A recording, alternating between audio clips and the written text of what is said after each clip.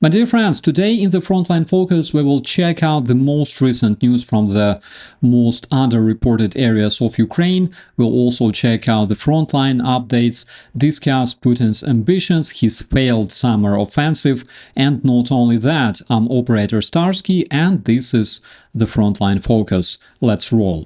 Tonight's terror Russian strike on Kyiv took lives of 6 civilians, 2 more were killed in Chernihiv Oblast yesterday due to the Russian Lancet drone attack.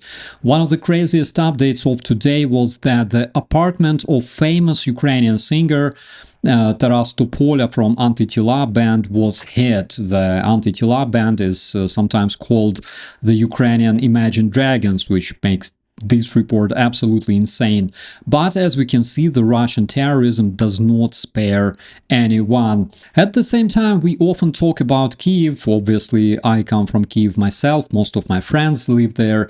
But the front line in Ukraine is almost 1,000 miles long, and Ukrainian citizens in those areas are being hit by the Russian fire every single day. Let's start up north in Sumy, right on the Russian border. Since mid-June, Sumy was within reach of Russian strike drones, and in the last week Russia launched a major artillery barrage, and the following rocket strike killed dozens of people, injuring up to 100 citizens, showing that urban areas are extremely vulnerable to the Russian terrorist attacks. Today, emergency services and civilians are preparing for incoming strikes, and evacuations and fortifications are ongoing. Moving south to Donetsk region, in Kramatorsk, 7 explosions rocked both residential buildings and an industrial zone, damaging a 4-story apartment block and leaving someone trapped under the rubble. Rescue teams pulled out at least 2 people, including a woman and a child, and 1 person was wounded. In Sloviansk, a private home was struck tragically. A 17-year-old boy was killed and 3 others injured. Community support networks are forming and local leaders are coordinating aid and shelter. But with all that, the terror Russian attacks keep reminding us how vulnerable Ukrainian civilians remain.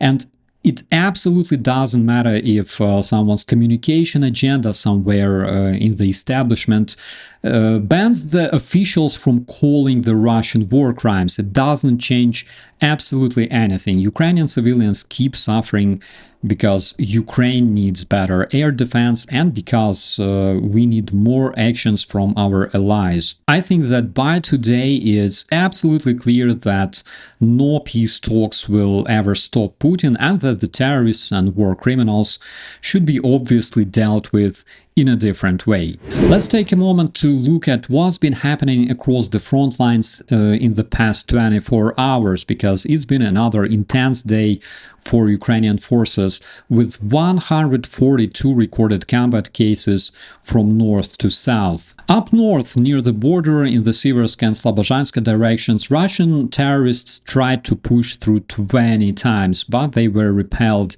These areas have seen repeated small group attacks and probing missions that basically tested Ukraine's defense near the Russian border. Then further south in the Kharkiv region, what's called the southern Slobozhansk direction, there were 7 more assault attempts. Ukrainian defenders managed to hold their lines, but the pressure is clearly steady in this area. Over in the Liman direction, closer to the forests and river valleys of Donetsk, Russian terrorists tried 17 times to break through. This area has seen constant battles, especially with Russian terrorists trying to move west from Kreminna. And now let's talk about some of the hottest zones right now, the Toretsk direction. Ukrainian forces there fought off 21 attacks, but the most intense action came around Pokrovsk, where Ukrainian troops faced a staggering 44 assault attempts in just one day. It's become a pressure point, likely because of its strategic roads and logistics links, but defenders held their ground under constant fire. And down in the southwest, near villages like Vesele, Shevchenko, Bogatyr, and Svobodne Pole, the Russian terrorists launched 10 more attacks, and this is part of the Novopavlivka direction. Every voice matters. Join our community, support independent journalism and help us bring you the truth from Ukraine. Become a member of Ukraine today. Join us now. Basically, across the whole map from the forests of Liman to the fields of the south, Ukrainian defenders are facing non-stop pressure, but despite all the efforts, the Russian summer offensive seems to have failed. According to Estonian Colonel Ants Kiviselg, the massive Russian offensive that was mentioned in the media so many times earlier this spring has failed due to the powerful Ukrainian resistance, because Ukrainian defenders utilize impressive number of attack drones on a daily basis to defend from the Russian invaders, and we have only seen just a few mechanized attacks performed by the Russian terrorists because they seemingly lost vast majority of their tanks and armored vehicles and can only rely on traditional Russian meat assaults from now on. While situation in Sumy is extremely dangerous for Ukrainian civilians, it's also a big problem for the Russian terrorists who struggle to achieve any progress in this area, facing strong Ukrainian resistance. Just recently at the St. Petersburg Economic Forum on 20th of June 2025, internationally wanted war criminal Putin made a ridiculous declaration. He called Ukraine and Russia one people and said that in that sense the whole of Ukraine belongs to Russians. He also suggested that where a Russian soldier steps, that land becomes Russia's. And he even hinted that Russian terrorists might advance towards Sumy to establish a buffer zone, though he claimed Sumy wasn't the immediate target, but we all know that Putin is extremely trustworthy and reliable, right? I think by now even the absolutely brain-dead people out there realize that Putin doesn't really want to stop the war, just as we were saying back in March. In the latest exchange of bodies, Russia returned 20 corpses it claimed were Ukrainian soldiers, but as it turned out, they were actually Russian terrorists. Some were even found with Russian passports, and one turned out to be an Israeli national fighting alongside Russia.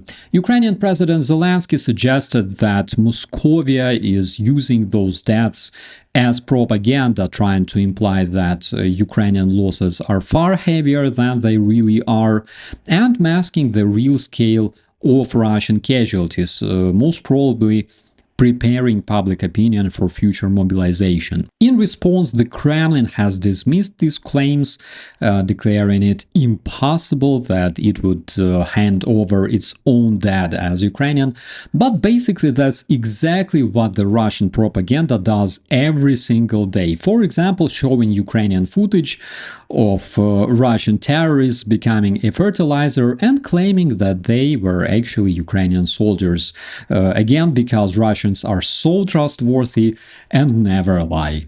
And to finish this episode on a positive note, here's a little piece of good news out of Kiev, and I would say that this is something that really cuts through all the darkness.